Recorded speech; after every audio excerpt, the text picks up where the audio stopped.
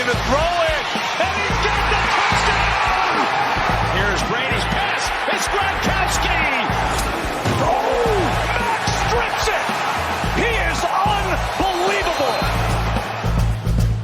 Buffalo's quarterback, Josh Allen, pretty much started exactly where he left off last year in the playoffs. This is the Tabor Gridiron Podcast. I'm Steven here with Isaac. Once again, this is going to be an epic year of football. For sure. Week 1, it started. Game 1 is over. We decided to do our first podcast after opening day, Thursday night football. We'll dive in next week and go through all the games of this weekend. I'm looking forward to that, Isaac. It's going to be some really good stuff. But Josh Allen, let's talk about Josh Allen right now. Buffalo Bills quarterback, he loses against the Chiefs in the playoffs. Easily could have won. We've talked about that in the past. The coin flip, the playoffs. Yeah, there's rule changes. We'll dive into that a little bit and stuff this weekend. But he pretty much just continued that same epic play. He was unstoppable last night. He was incredible. I mean, where do we even start? The way, because a lot of quarterbacks you can see, they can either run or they can throw, and you rarely get the combination of both. And I thought he was one that could just throw until I saw him do this run against Nick Scott. It was incredible. I thought he was going to tackle him, and he just did this lethal stiff arm and threw him to the ground. I was like, good for Josh Allen. That is an amazing play. And I mean, he just has so much potential. I mean, the Rams are a very solid team. They have lots of good players. They have Aaron Donald, Matthew Stafford. It's actually kind of interesting because they had Von Miller last year, but now he's on the Bills, and he kind of stopped his old team. It's got to be fun. It's got to be hard as well. Yeah. Vaughn was saying, it was difficult. He won the Super Bowl with the Rams. All these guys that he played with, and to be back in the stadium. He said actually when he went out on the field, he was practicing on the wrong side of the field. Oh, really? Because he was just so used to being with the Rams. And yeah, he had 2 sacks on Matthew Stafford. That does have to be fun though, to be able to go out there and kind of fight against your old team. I think Buffalo is on a different level defensively with Von Miller for sure, and it's going to be. They're definitely a team that is going to go far, and they've been getting better and better each year. Again, the play of Josh Allen, I agree with you. The running and the throwing, he's accurate.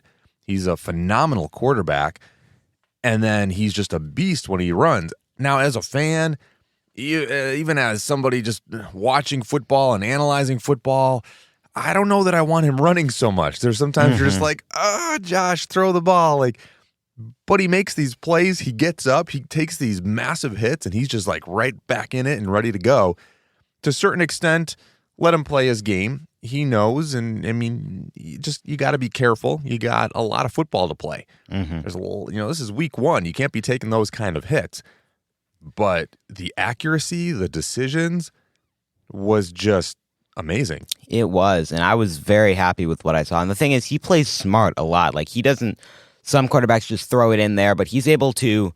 I was even watching some replays, and it's crazy. He's able to know where his player is going to go before the defender does. There was one where receiver was going to the right, and the cornerback was going to the right, and he threw it purposely behind them so he could catch it and got a touchdown after that. And I'm like, that's expert playmaking. I mean, pretty much starting, like I said at the beginning, where he left off. That playoff game with the Chiefs last year, he was 27 of 37, 329 yards, 4 touchdowns, so he only had 10 incompletions that whole game.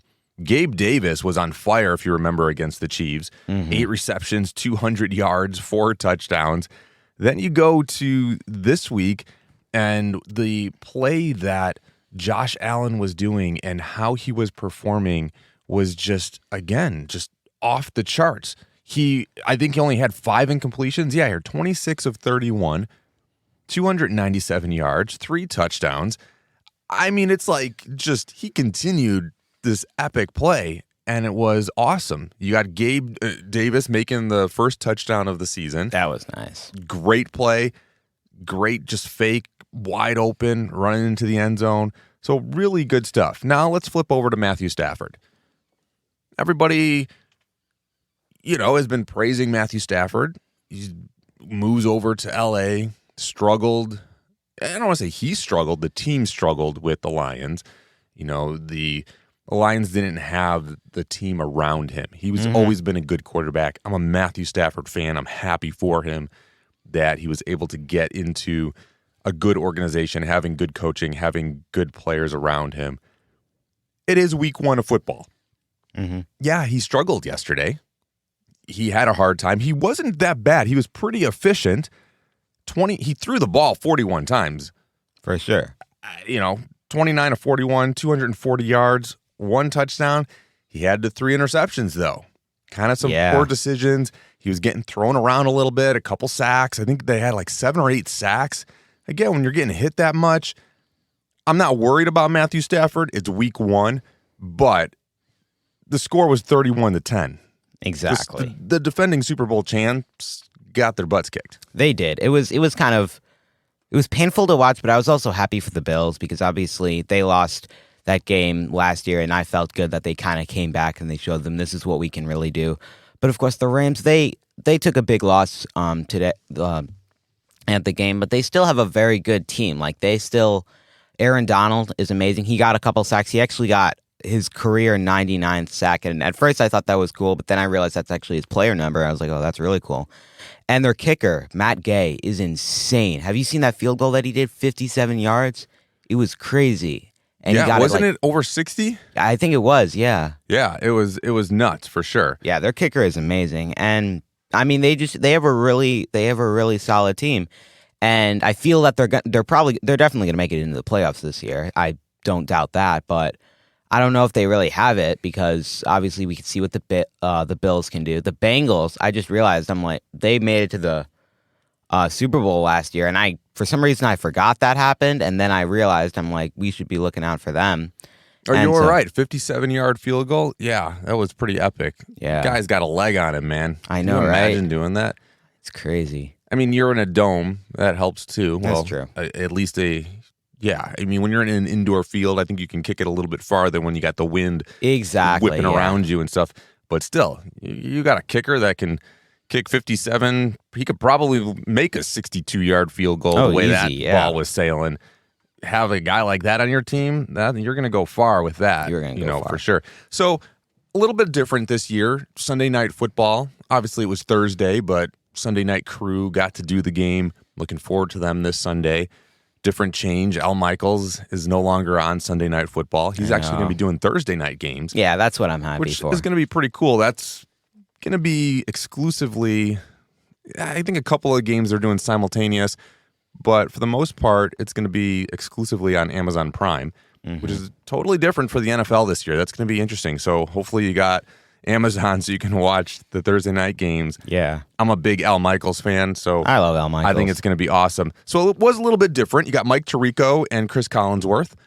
They did a great job. I'm looking forward to them all season. Mike Tirico did Monday Night Football for years. For sure. So great crew. It's a little bit different. You got to kind of get used to Al Michaels isn't there, but I think they're going to do a great job. I think so too. And I just love when they it's nice when they switch things around and it's a fresh face on each day. And I really like Al Michaels. He's just such an amazing announcer. He's probably my favorite. So the opening game over the years, some of them have been pretty ugly. Some of them are kind of like total buzzkills. You're like, I waited this long and this is the game. And then some of them are just rough to watch as far as there's penalties like crazy. Oh, yeah. Players getting hurt all the time. Players being exhausted. And then you have like the announcers talking or people going, oh, well, it's the first game and, they're out of shape or they're still cleaning up things. And I'm like, come on, man. Like, this is football. That's what preseason's all about. Get all that junk out there and whatnot. This was a pretty clean, well-played, well-executed game. Very minimal penalties, which I think is great. Both teams played cleanly, played very well, very organized. Great play all the way around, great coaching. It was really nice to see two great teams just really battling it out, just playing some good, clean football. yeah, I mean, the Bills just outplayed the Rams, and the Rams didn't really have an answer. They never really got things going. So not only was the Bills' offense on fire, Josh Allen doing his thing, the defense really just had the Rams kind of just bottled up, and Stafford struggled, and the running game struggled. Let's go to Cooper Kupp, though. Cooper Kupp.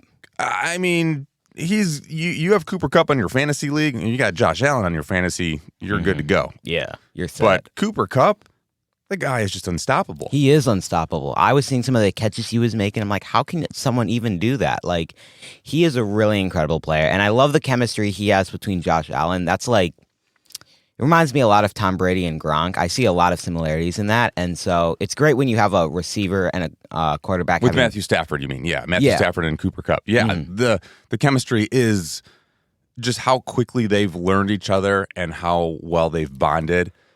You know, when you're getting to practice early, when you're staying at practice late, and working, because how important that is. They know where each other's going. Matthew Stafford is stuck. He needs somebody to go to.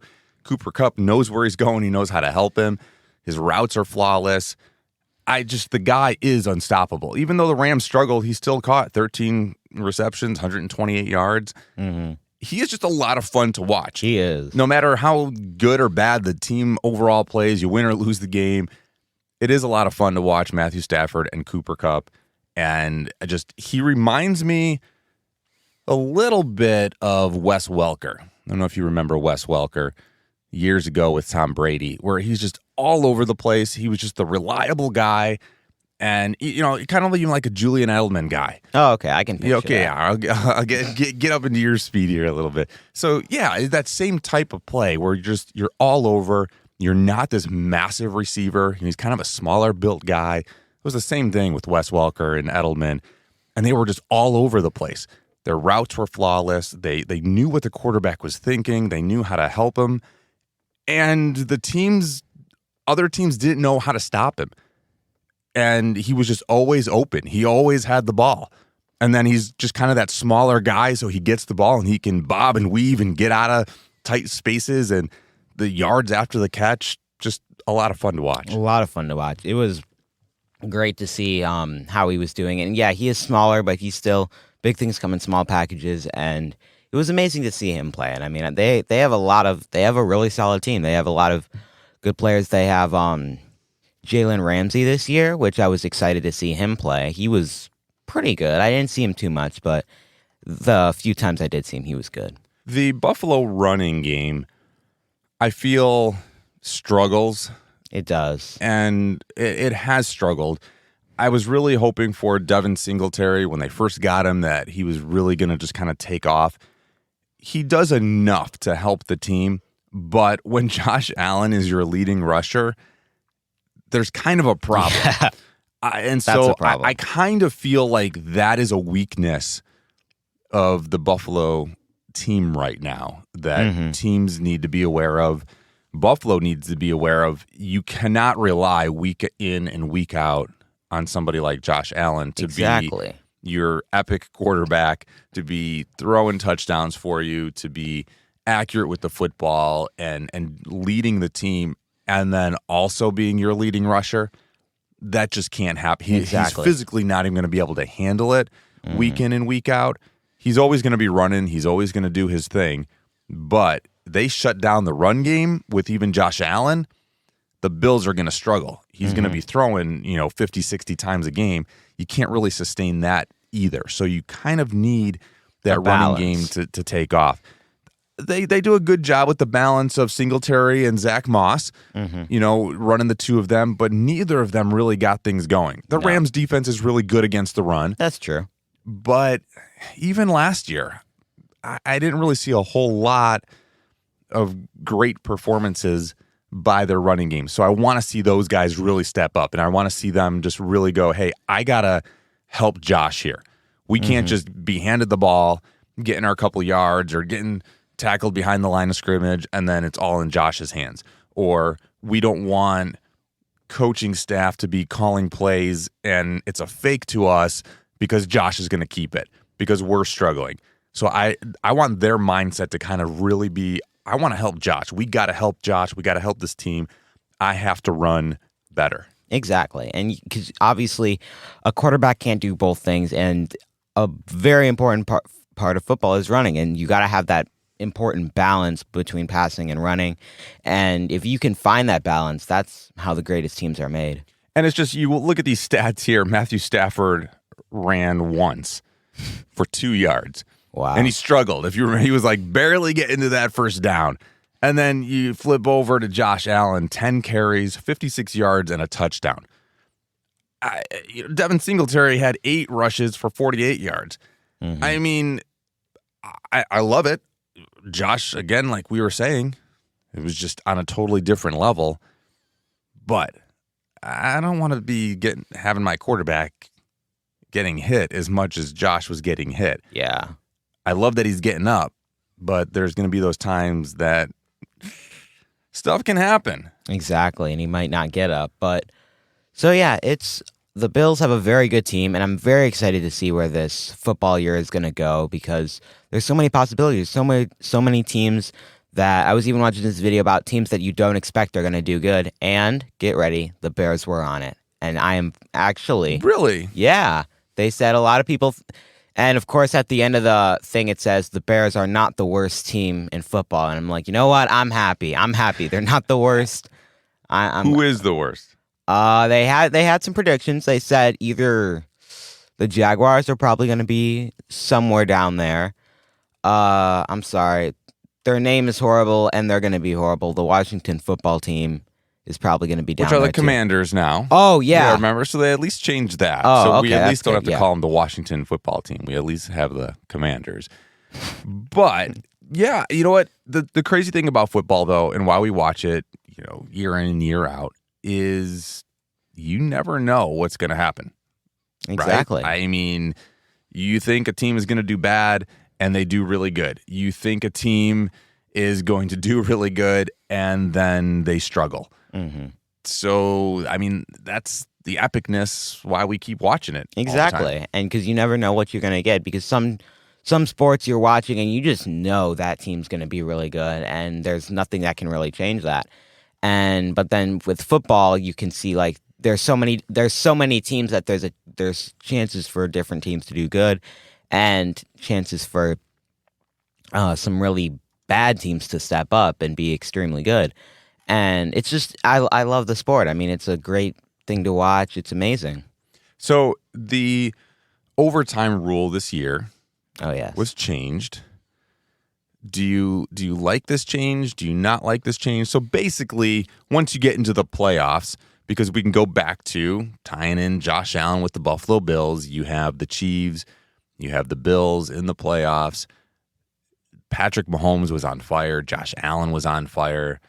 And it's just back and forth, goes into overtime, the coin flip, the Chiefs get the ball, score a touchdown, game over. Josh Allen and the Bills never had a chance to touch the ball. Now, would things have been different if he did? I think so. Mm-hmm. I think that if they would have gotten the coin flip and at the beginning, Buffalo would have won. I think Buffalo would have won the Super Bowl at that point because they were just unstoppable. Mm-hmm. But it's football. That's part of the game. You had multiple opportunities. They could have stopped the Chiefs several different times. Before the Chiefs tied the game at the end of regulation, they could have stopped them. After Patrick Mahomes got the ball, they could have stopped him. So you win and you lose as a team. Josh Allen can't carry the entire team all the time. So I think it was a good lesson even for Josh to be, I played at this such elite level, but we win and lose as a team. It's got to be all three phases, offense, defense, special teams, and it's no single person's fault. You all had your opportunities. That being said, though, the rule change, it's going to be different.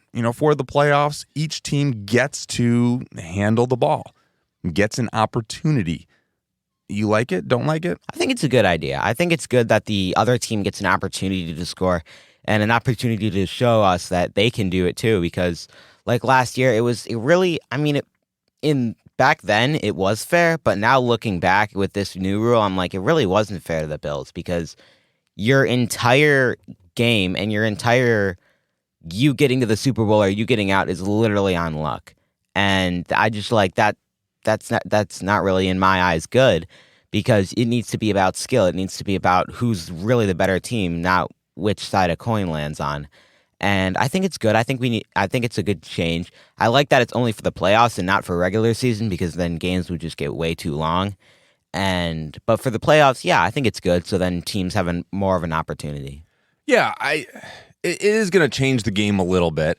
It is going to change. You could look back from years and years of football happening, how many games were decided by the coin flip.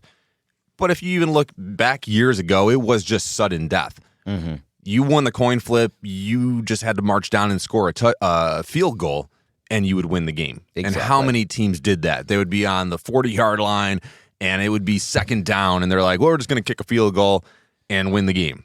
And game over.